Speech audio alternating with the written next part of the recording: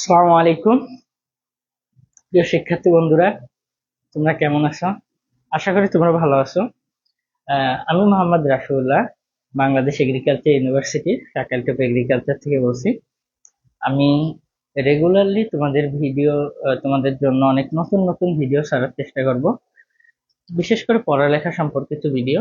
আজকে আমরা এইখানে ল্যাটিস শক্তি এবং হাইড্রেশন শক্তি সম্পর্কে আলোচনা করার চেষ্টা করব। কেন এই টপিকটা নিচ্ছি, কেন এই সম্পর্কে কথা বলতেছি, তার আগে আমি কিছু কথা বলে নিই। আমাদের রসায়নের বইতে সাধারণত আমরা যেটা সবাই বেশি পরিমাণে ফলো করে থাকি একাডেমিকের জন্য, হাজারিনাক স্যারের বই। হাজারিনাক স্যারের বই একটা টপিক রয়েছে, দুইটা টপিক, যে ল্যাটিস শক্তি আর হাইড্রেশন শক্তি সম্পর্কে কিছু কথা বলা রয়েছে। কিন্তু এইখানে মোর ইন ডিটেলস কোনো কিছু আলোচনা করা নাই, বা এমন ভাবে লেখা রয়েছে সাধারণত স্টুডেন্টদের এটা বুঝতে অনেক অসুবিধা হয়। সেই জিনিসটাকে আমি একটু সহজ এবং গুছিয়ে আনার জন্য তোমাদের জন্য এই ভিডিওটা সাজিয়েছি। হোপফুলি এটা তোমাদের জন্য অনেক উপকারী দেবে। ঠিক আছে, আচ্ছা আমি শুরু করি। দেখো, ল্যাটিস শক্তি এবং হাইড্রেশন শক্তি, তার আগে আমরা কিছু ঘটনা প্রবাহ একটু জানি আছে যে কিভাবে এই জিনিসটা, মানে ল্যাটিস শক্তিটা এবং হাইড্রেশন শক্তিটা কি, বা অ্যাকচুয়ালি এর ধারণাটা কিভাবে আম, পাওয়া যায় সে সম্পর্কে আমরা একটু কথা বলি। দেখো, আমরা একটা জার নিলাম বা একটা পাত্র নিলাম। আচ্ছা, সেই পাত্রে আমরা সোডিয়াম ক্লোরাইড রাখলাম, সোডিয়াম এবং ক্লোরিন। ঠিক আছে, এবং এই পাত্রে সোডিয়াম ক্লোরাইডের বা সোডিয়াম ক্লোরিনের পাশাপাশি কি রয়েছে, পানি রয়েছে, পানির অণুগুলো এখানে রয়েছে। ঠিক আছে, এই পাত্রটার ক্ষেত্রে আমি যদি এটার একটু ভাঙ্গিয়ে আঁকানোর চেষ্টা করি, একটু দেখো তোমরা এখানে। তাহলে আমরা জানি যে সোডিয়াম এবং ক্লোরিনের ভিতর কি বন্ধনে তারা যুক্ত থাকে, আয়নিক বন্ধনে যুক্ত থাকে। সোডিয়াম এবং ক্লোরিন কি বন্ধনে যুক্ত থাকে, আয়নিক বন্ধনে যুক্ত থাকে। এবং আমরা এইটাও জানি যে পানির অণুগুলা এই আয়নিক বন্ধনকে ঘিরে রাখে। ঠিক আছে, যেহেতু সোডিয়ামটা কি হিসেবে থাকে, প্লাস হিসেবে থাকে, এবং আমাদের ক্লোরিনটা কি হিসেবে থাকে, মাইনাস হিসেবে থাকে, সেহেতু পানির অণুগুলার মাইনাস আয়নটা সোডিয়ামকে ঘিরে রাখবে এবং প্লাস আয়নগুলোকে ক্লোরিনে ঘিরে রাখবে। এটাই তো স্বাভাবিক হওয়ার কথা, সেটাই হবে।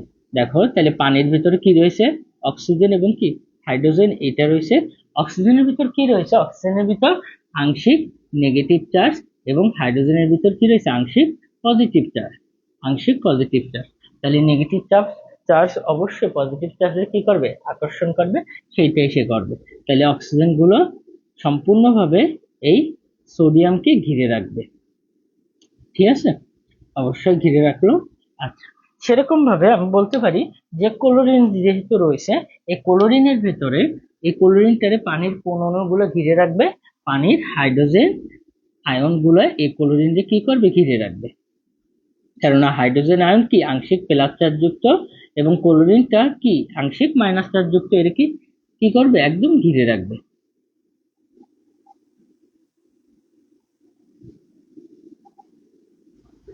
ওকে, ঘিরে রাখলো। এখন আমরা একটু বুঝি ল্যাটিস শক্তি এবং হাইড্রেশন শক্তিটা কি। শুনে রাখো, ভালো করে শোনো, মনোযোগ দিয়ে শোনো। ল্যাটিস শক্তিটা কি? ল্যাটিস শক্তি হলো এই যে আয়নিক বন্ধন তারা যে গঠন করছে, এই সোডিয়াম এবং ক্লোরিনের মাঝখানে যে বন্ধন শক্তি, যে শক্তির মাধ্যমে তারা যুক্ত থাকে, সেইটা হলো ল্যাটিস শক্তি। তাহলে ল্যাটিস শক্তিটা কি আমরা বলতে পারি, তাহলে ল্যাটিস শক্তিটা কি, দেখো, ল্যাটিস শক্তি। আচ্ছা, তাহলে ল্যাটিস শক্তিটা হলো আমাদের সোডিয়াম এবং ক্লোরিনের ভিতরের যে মধ্যকার বন্ধন শক্তি, সেটাকে আমরা কি বলতে পারি, ল্যাটিস শক্তি, যার মাধ্যমে ওরা পরস্পরের সাথে কি হয়েছে, যুক্ত হয়ে রয়েছে। তাহলে আমরা এইভাবে বলতে পারি যে কোন ল্যাটিস শক্তি এমন একটা শক্তি, যে শক্তি আয়নিক যৌগ গঠনের সময় আকর্ষণ শক্তি হিসেবে কাজ করে। তাহলে ল্যাটিস শক্তিটা কি, ল্যাটিস শক্তি এমন একটি শক্তি যা আয়নিক বন্ধন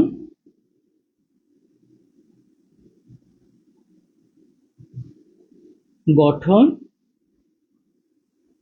কালে আকর্ষণ শক্তি হিসেবে কাজ করে। আকর্ষণ শক্তি, ঠিক আছে, আকর্ষণ শক্তি হিসাবে কাজ করে। তাইলে আমরা বলতে পারি যে এইখানে ল্যাটিস শক্তিটাকে, তাইলে এইখানে ল্যাটিস শক্তিটাকে সোডিয়াম এবং ক্লোরিন যে বন্ধনের মাধ্যমে যুক্ত থাকে, এই বন্ধন গঠনের জন্য যে শক্তি তৈরি হয় তাকে বলা হয় কি ল্যাটিস শক্তি। তাহলে হাইড্রেশন শক্তিটা কি? তাহলে ল্যাটিস শক্তি সম্পর্কে আমরা কথা বলছি। এবার হাইড্রেশন শক্তিটা হলো এই সোডিয়াম সোডিয়াম যে প্লাস আয়ন, এই সোডিয়াম এবং পানির ভিতরে যে বন্ধন শক্তি ক্রিয়া করছে, এটা হলো সাধারণত হাইড্রেশন শক্তি। তাহলে হাইড্রেশন শক্তি কি? হাইড্রেশন শক্তি এমন শক্তি যা আয়নিক যৌগ গঠনের সময় আয়নিক যৌগকে ভাঙার জন্য যে শক্তি প্রয়োজন বা সে যে শক্তি নির্গত হয় তাকে বলা হয় কি হাইড্রেশন শক্তি। আমরা একটু চলে যাই, তাহলে হাইড্রেশন শক্তিটা কি? হাইড্রেশন শক্তি, আচ্ছা, তাহলে হাইড্রেশন শক্তি হলো এমন নির্গত নির্গত শক্তি যা আয়নিক আয়নিক যৌগের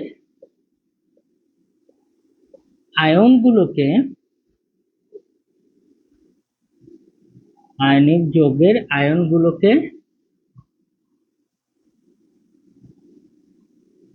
ভাঙতে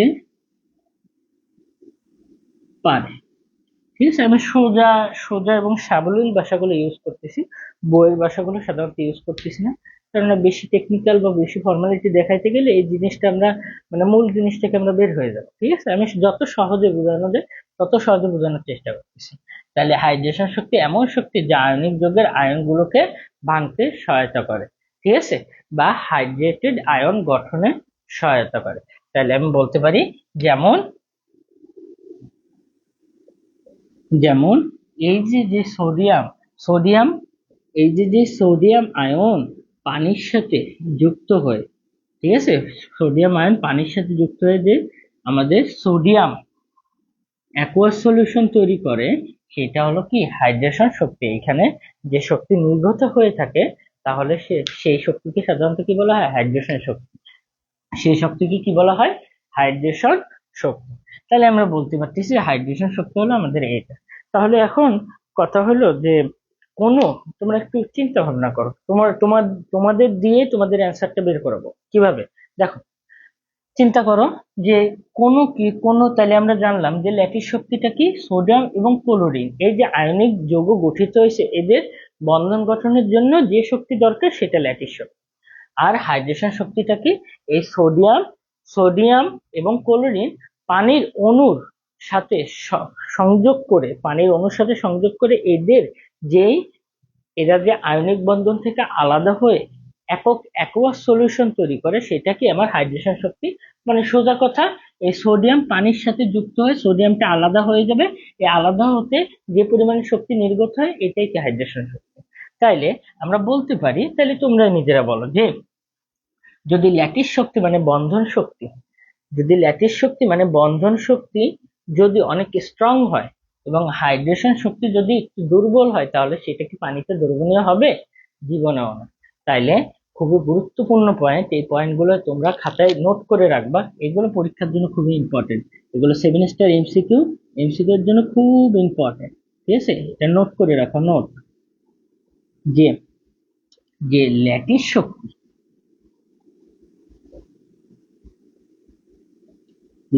শক্তি যদি বেশি হয় কারটা থেকে? হাইড্রেশন শক্তি থেকে। হাইড্রেশন শক্তি, তাহলে যদি ল্যাটিস শক্তি বেশি হয় হাইড্রেশন শক্তি থেকে, তাহলে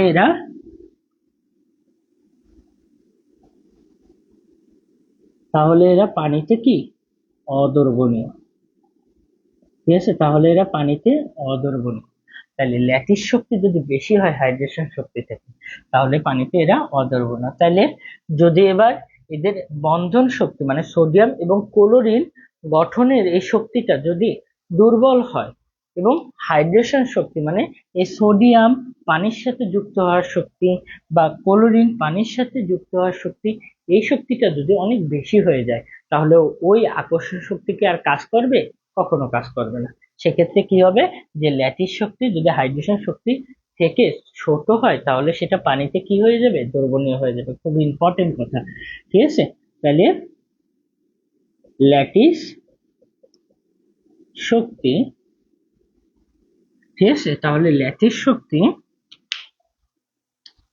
যদি ল্যাটিস শক্তি যদি কমে যায় কারটা থেকে? হাইড্রেশন শক্তি থেকে।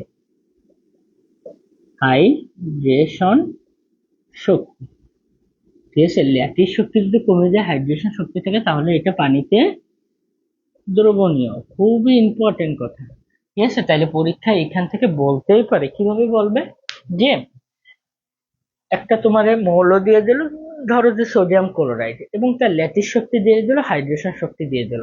উদ্দীপকে বহুপদীতে বা তোমার মাল্টিপল চয়েস কোশ্চেনে এখানে আসতেই পারে, যদি এরকম ভাবে দিয়ে দেয় ল্যাটিস শক্তি বা হাইড্রেশন শক্তি, তাহলে বলবে যে উদ্দীপক অনুসারে কোনটি সঠিক, পানিতে দ্রবণীয়, পানিতে অদ্রবণীয়, বা কোনোটি নয়, এইভাবে দিয়ে দিতে পারে, ঠিক আছে? তারপরে কোনটা সঠিক, 1 2 2 3 3 4 এইভাবে দিয়ে দিতে পারে, ঠিক আছে? সেক্ষেত্রে আমরা এটা একটু মনে রাখবো, যে ল্যাটিস শক্তি যদি হাইড্রেশন শক্তি থেকে বেশি হয়, তাহলে পানিতে অদ্রবণীয়।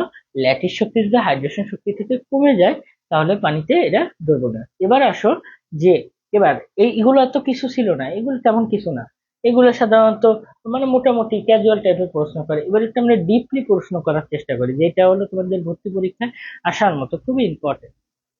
দেখো, তাহলে এই জিনিসটা তো বোঝা গেল। তাহলে ল্যাটিস শক্তি এবং হাইড্রেশন শক্তি নির্ভরশীলতা, আমরা একটা বোধহয় একটু কভার করার চেষ্টা করি, যে ল্যাটিস শক্তি হাইড্রেশন শক্তির কি নির্ভরশীলতা। ল্যাটিস শক্তি ও হাইড্রেশন শক্তির নির্ভরশীলতা। নির্ভরশীলতা, আচ্ছা একটু দেখো, খুবই ইম্পর্টেন্ট পার্ট, মনে রাখবা এই ল্যাটিস শক্তি এবং হাইড্রেশন শক্তি দুইটা ফ্যাক্টরের উপর নির্ভর করে, এবং দুইটা একই ফ্যাক্টর দুইটার ক্ষেত্রে, যে আয়নের চার্জ এবং আয়নের আকারের উপর নির্ভর করে। কিসের? আয়নের চার্জ এবং কি আয়নের আকারের উপর নির্ভর করে। আমরা একটু দেখবো, আয়ন বলতে কোন আয়ন? আয়ন বলতে কেন্দ্রীয় পরমাণুর আয়ন, মানে ক্যাটায়নকে সাধারণত আমরা এখানে কল্পনা করার চেষ্টা করবো, বা আমরা ক্যাটায়ন নিয়ে কথা বলার চেষ্টা করবো, ঠিক আছে? আচ্ছা দেখো, যে এই দুইটাই হাইড্রেশন শক্তি এবং ল্যাটিস শক্তি, ল্যাটিস শক্তি, ল্যাটিস শক্তি ও হাইড্রেশন শক্তি, হাইড্রেশন শক্তি, এই দুইটাই সমানুপাতিক হবে, এই দুইটাই সমানুপাতিক হবে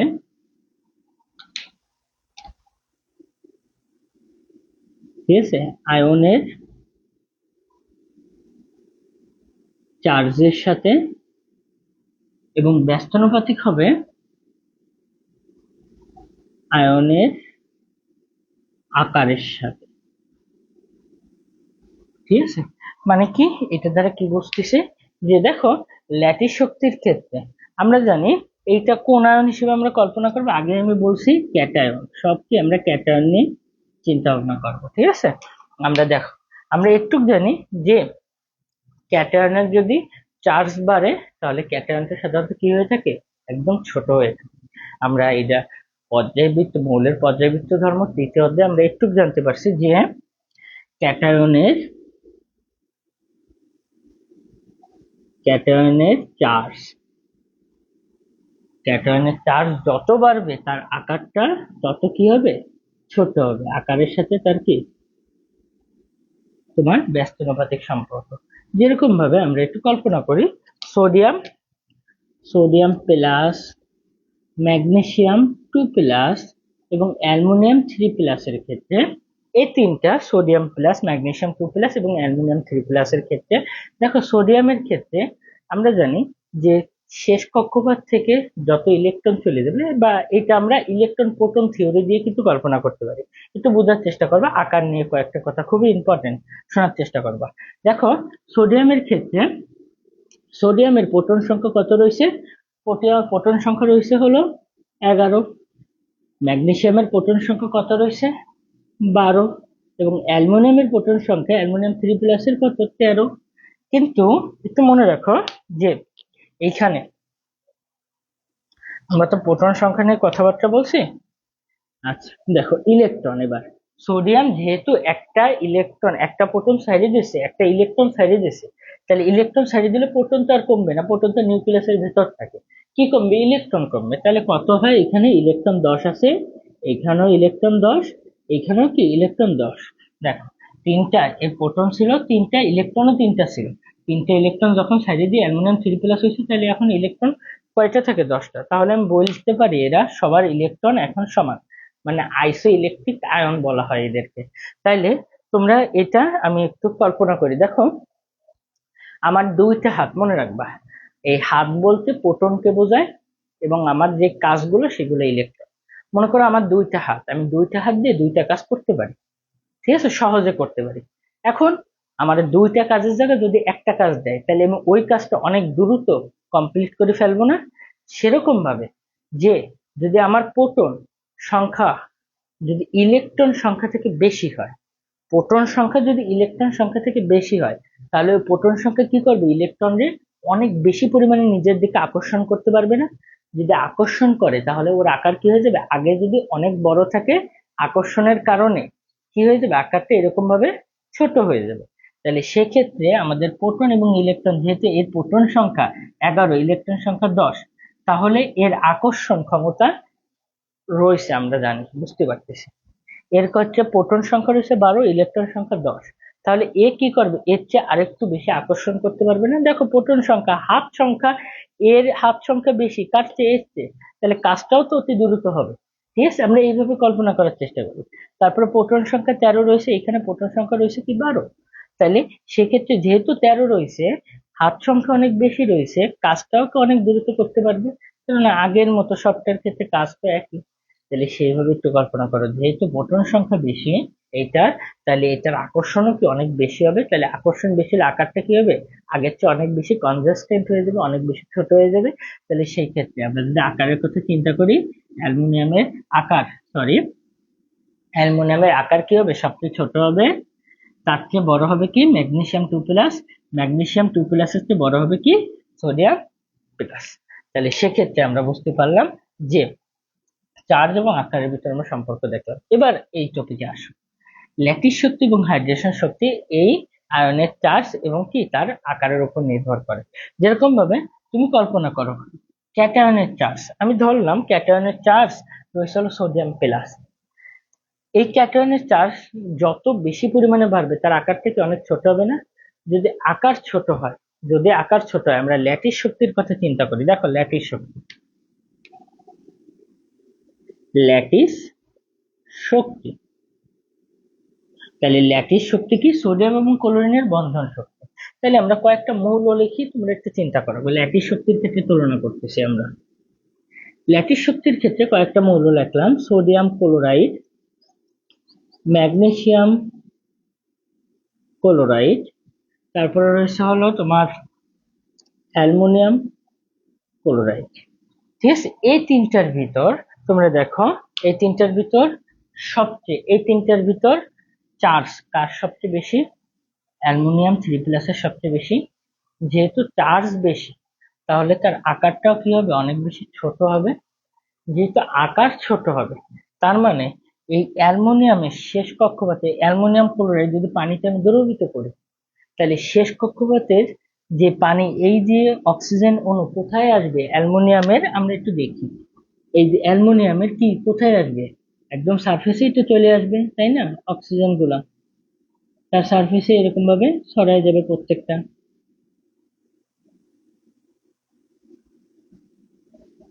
ঠিক আছে, এটা আংশিক ঋণাত্মক, এটা আংশিক ঋণাত্মক, এটা আংশিক ঋণাত্মক। আর অ্যালুমিনিয়ামটা কি হিসেবে রয়েছে, অ্যালুমিনিয়াম 3+ আকারে রয়েছে। তাহলে দেখো এর চার্জ যেহেতু বেশি, প্লাস আয়ন, তার মানে সে মাইনাস আয়ন অতিরিক্ত ভাবে সে ধরে রাখতে পারবে, তাই না? তার অতিরিক্ত ভাবে কি হবে, সে ধরে রাখতে পারবে। তাইলে দেখো এটা গেল তো তোমার হাইড্রেশন শক্তির কথা, সরি এটা হাইড্রেশন শক্তি বা এটা ল্যাটিস। আমরা হাইড্রেশন শক্তির কথা আগে একটু কল্পনা করি। হাইড্রেশন শক্তি, হাইড্রেশন শক্তি, তাইলে দেখো এর হাইড্রেশন শক্তির ক্ষেত্রে আমরা বলতে পারতেছি যে যদি চার্জ বেশি থাকে পানির অণুগুলো বেশি সে ক্যারি করতে পারবে। তাহলে সেক্ষেত্রে আমরা বলতেই পারি যে হাইড্রেশন শক্তির ক্রমটা কি হবে, যে অ্যালুমিনিয়াম ক্লোরাইডের হাইড্রেশন শক্তি কি হবে, সবচেয়ে বেশি হবে নাকি কম হবে, তোমরা একটু ভাবো। দেখো যেহেতু এর চার্জ বেশি, হাইড্রেশন শক্তির সাথে কিরকম সমানুপাতিক সম্পর্ক, বেশি পরিমাণে পানি ক্যারি করতে পারতেছে, সেক্ষেত্রে হাইড্রেশন শক্তি কার সবচেয়ে বেশি হবে, অ্যালুমিনিয়াম ক্লোরাইডের, তারপরে ম্যাগনেসিয়াম ক্লোরাইড, আর তারপরে কি সোডিয়াম ক্লোরাইড। তাহলে দেখো এর হাইড্রেশনের ক্রমটা কি হবে, তাহলে হাইড্রেশনের ক্রম এখানে তোমার যদি আমি করি তাহলে কি হবে, যে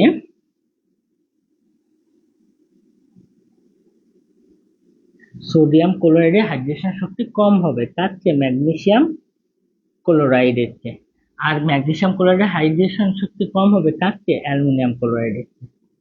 ঠিক আছে, তোমরা বুঝতে পারছো, আশা করি তোমরা বুঝতে পারছো।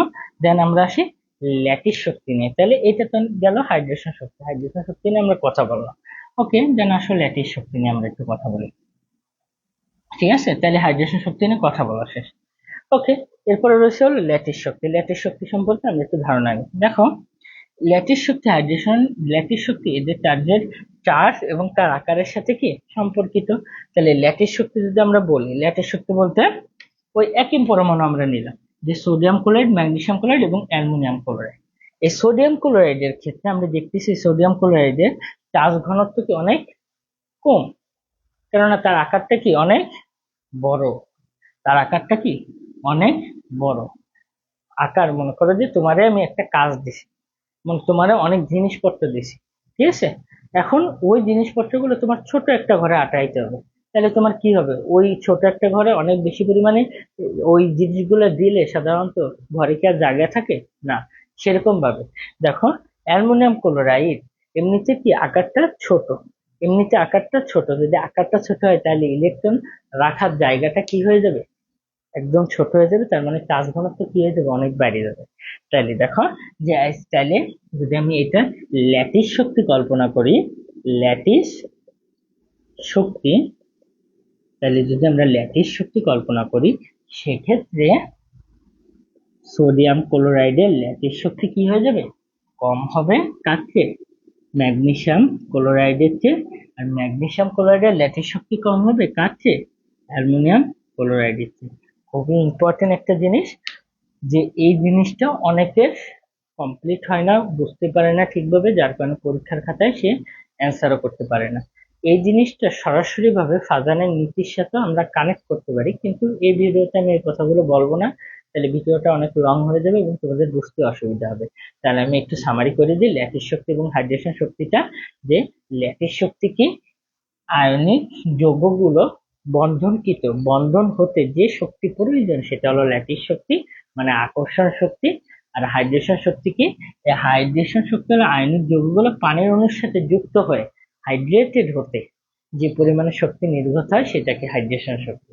ঠিক আছে, যদি ল্যাটিস শক্তিটা যদি বেশি হয়, মানে আকর্ষণ শক্তি বেশি হয়, তাহলে কোনটা থেকে বেশি হবে, হাইড্রেশন শক্তি থেকে যদি বেশি হয় তাহলে সে পানিতে দ্রবীভূত হবে না, কারণ আমি তো ওটা ছাড়তেই চাচ্ছি না, তাহলে আমি কিভাবে তোমার পানিতে দ্রবীভূত করব।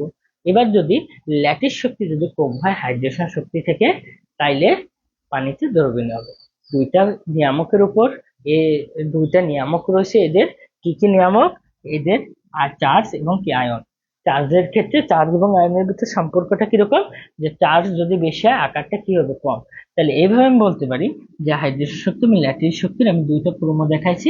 এই জিনিসটা তোমরা একটু বোঝার চেষ্টা করবে, ভর্তি পরীক্ষা থেকে কোন এমসিকিউ গুলো বেশি আসে, এইখানের এই এমসিকিউটা এবং এইখানের এই প্রোমো গুলো। ঠিক আছে, এগুলো খুবই ইম্পর্টেন্ট এমসিকিউ এর জন্য, খুবই ইম্পর্টেন্ট, খুবই ইম্পর্টেন্ট। তাইলে আমি তোমাদের একটা এইচডব্লিউ দিয়ে দিচ্ছি, তোমরা কমেন্টে আমাকে জানাবা এই HW-টা তোমরা পারছো কিনা, বা কমেন্টে বললে আমি ওইটা তোমাদের ঠিক করে দেবো। যে HW-টা হলো, তোমাকে আমি কয়েকটা অণু দিয়ে দিই, ঠিক আছে? রুবিডিয়াম ক্লোরাইড, সিজিয়াম ক্লোরাইড, তারপরে তোমার ম্যাগনেসিয়াম ক্লোরাইড, এবং তোমার আচ্ছা ক্যালসিয়াম ক্লোরাইড। এদের ভিতরে কাদের হাইড্রেশন শক্তি বেশি আর কাদের ল্যাটিস শক্তি বেশি, এটা তোমাদের ক্রোম আকারে আমাকে তোমরা দেখাবা, ঠিক আছে? আজকের ভিডিও এই পর্যন্ত। আশা করি তোমাদের এই ভিডিওটা অনেক ভালো লেগেছে এবং অনেক কিছু তোমরা জানতে পেরেছো। আমি আশা করি আরো তোমাদের জন্য নতুন নতুন কন্টেন্ট বা নতুন নতুন জিনিসগুলো আমরা বোঝানোর চেষ্টা করব। ভালো থাকো সবাই। আসসালামু আলাইকুম।